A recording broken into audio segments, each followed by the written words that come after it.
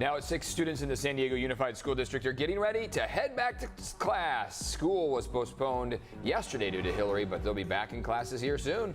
And yes, Hillary leaving her mark on San Diego. We're taking a look at the damage left behind and why geologists now say we're not in the clear just yet. Plus, former President Donald Trump prepares to surrender in Georgia, the conditions of his bond and what he's not allowed to do. We've got sunshine on the back end of Hillary. That means temperatures are going to be warming up and we'll get more sunshine in the forecast. It is 6 a.m. You're up with CBS 8.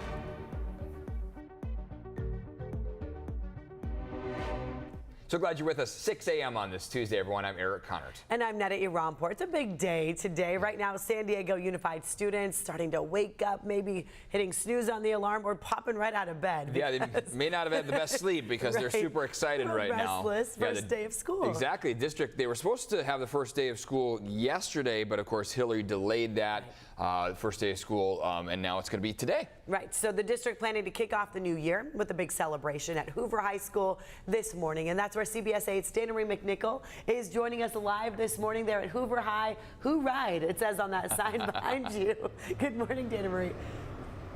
Good morning, Eric and Netta. I love covering the first day of school. I remember being so excited here in San Diego to attend, and you know what?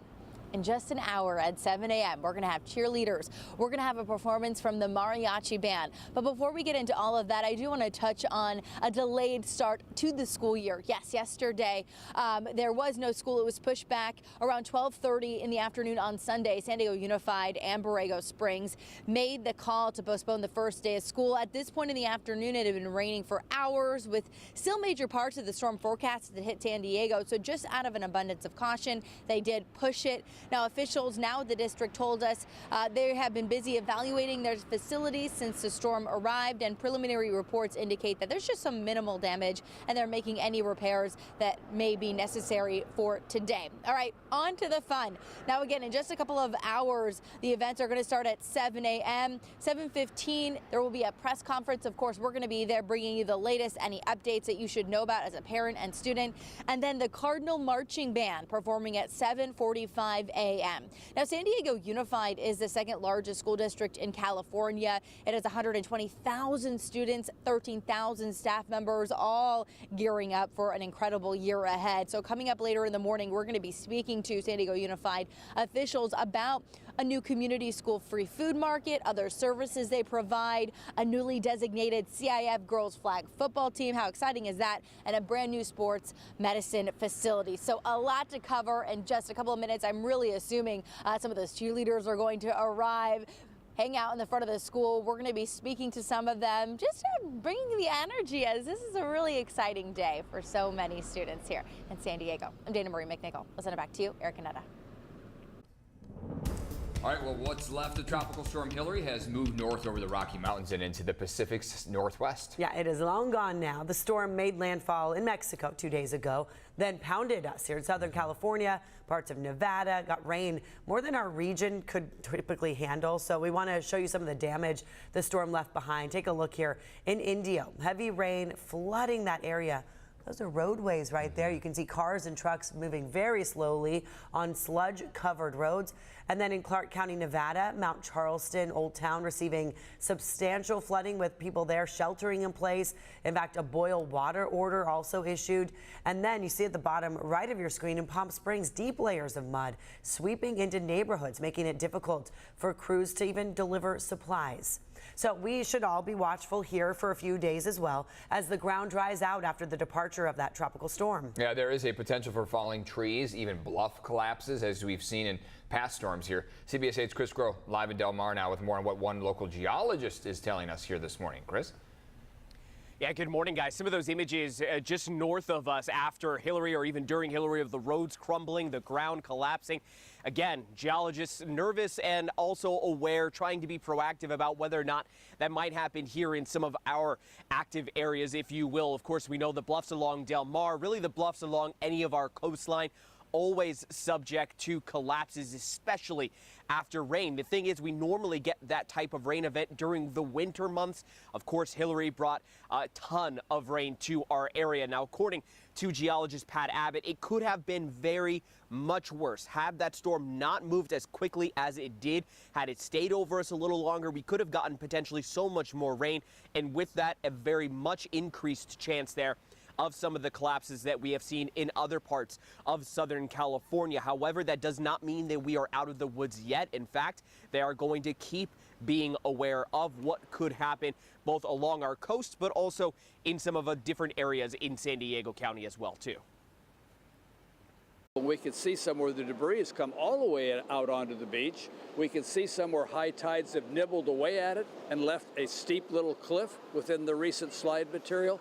So we can see the relative ages of slide after slide after slide. And of course, whenever you're visiting the beach, you always want to just keep your head on a swivel. Don't ever try to put your things directly underneath a bluff. That's why lifeguards will come through. They'll tell you, hey, this is not really a good spot to be. Try to make sure that you're removed a little bit away from that, especially in the days leading up after a storm. Erica Netta.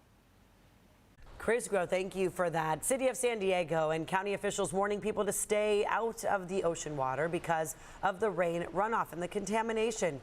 The city closed the beaches ahead of Hillary, and they will officially reopen today. The facilities, restrooms will be open, things like that, but it's still recommended that you avoid swimming, surfing in the water for up to 72 hours after it rains. Across our county beaches, there is a rain advisory that could be lifted by Thursday. Give it some time for that bacteria, a lot of the sewage runoff to clear away.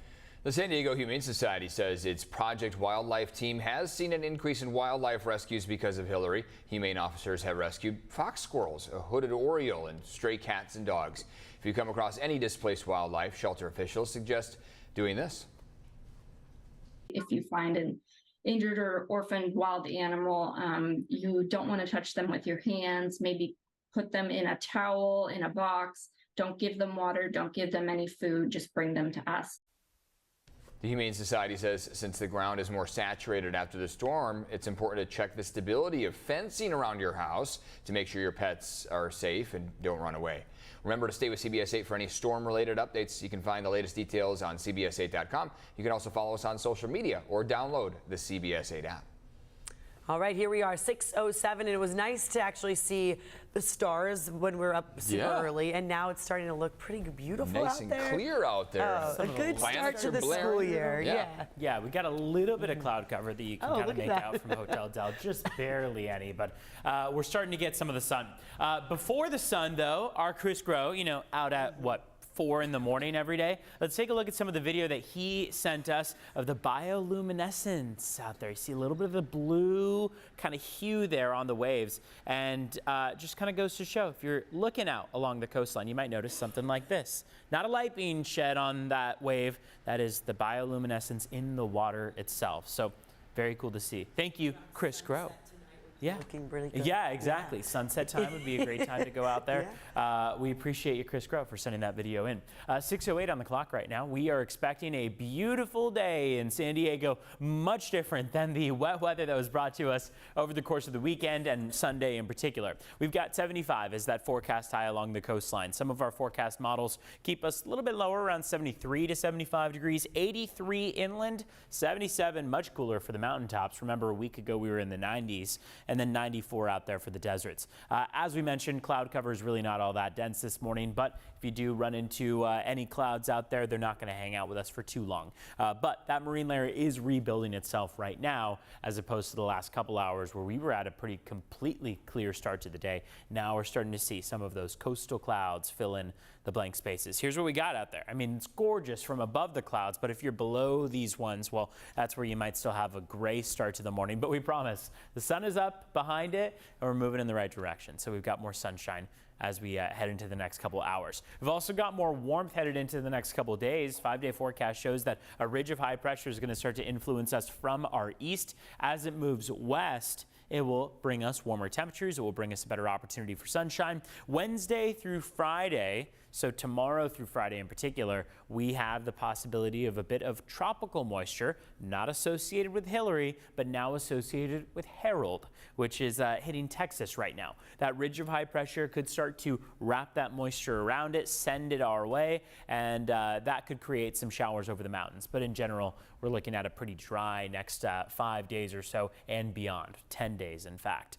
So overall, we're looking pretty nice. Walking out the door right now, 62 in Oceanside, 65 in Carlsbad, 64 in El Cajon, and 60 in Alpine. We've even got some 50s for the mountains. So if you felt the chill in the air, yeah, that is something different. We're even cooler today than we were yesterday, and yesterday was already a pretty cool day to begin with. So enjoy that, because we're going to see those afternoon highs and overnight lows warm up. Let's take a look at how traffic is shaping up at 6:10 right now. So far, border wait times are not all that impacted out there. We see a 105-minute wait at the San Ysidro Port of Entry, but only 40 minutes at the Otay Mesa Port of Entry. So you are going to wait well over an hour at the San Ysidro Port of Entry, but less than an hour at the Otay Mesa Port of Entry. We've seen this worse, but also could be better. We know that. So expect some delays along the border. Back to you. Evan, thank you so much. And coming up here, former President Donald Trump preparing to surrender in Georgia, the conditions of his bond, and what he's not allowed to do. And the Lake Arrowhead community heartbroken after a business owner is shot to death. What deputies say led to the fatal shooting. Next.